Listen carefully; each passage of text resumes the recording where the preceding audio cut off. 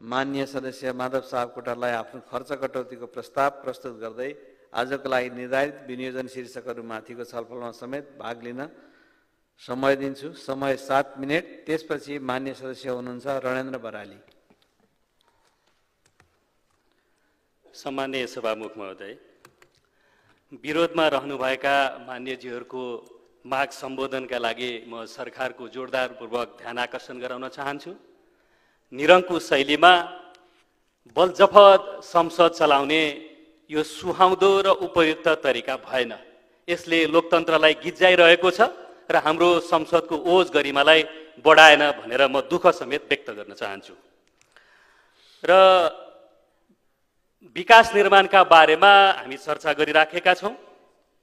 विकासको छलफल गर्दा अहिले हामी 16औं योजनालाई मार्गदर्शन मानेर विकास निर्माणका सबै बजेटका योजनाहरू सम्पादन गरिनुपर्ने हो।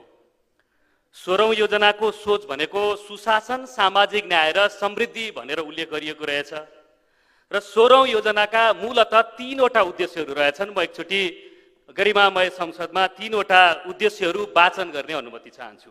1. राजनीतिक, प्रशासनिक, न्यायिक, निजी तथा गैर सरकारी क्षेत्रमा सुशासन कायम गर्नु। 2. स्वास्थ्य, शिक्षा, रोजगारी, आवास, सुरक्षा तथा सार्वजनिक सेवा प्रवाहमा सामाजिक न्याय स्थापित गर्नु। 3. मानवीय जीवन र राष्ट्रिय अर्थतन्त्रमा समृद्धि हासिल गर्नु भनेर 16औं योजनाका मूलतः यी 3वटा उद्देश्यहरू रहेछन्। हामीले बजेटको समग्र सबै बुँदाहरू पनि हेऱ्यौँ र त्यसको सैद्धान्तिक छलफलमा भाग लियौँ। माननीय उपप्रधान तथा अर्थमन्त्रीज्यूले त्यसका जवाफहरू पनि दिनुभयो र विभिन्न शीर्षकहरूमा केन्द्रित भएर हामी छलफलमा सहभागी छौँ र आज 10वटा शीर्षकहरूको विषयगत छलफलमा सहभागी छौँ।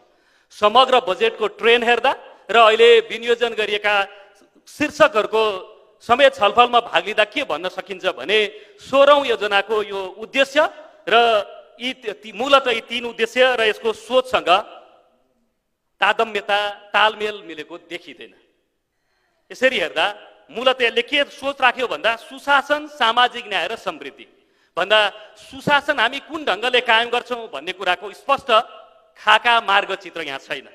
सामाजिक न्यायका क्षेत्रमा हामी यसरी सामाजिक न्याय सम्पादन गर्छौँ पनि यसले स्पष्ट मूर्त रूपमा बोल्न सकेको छैन र यसरी सुशासन र सामाजिक न्यायको वातावरण नबनाइकन समृद्धि हासिल हुन सक्ने कुरै भएन।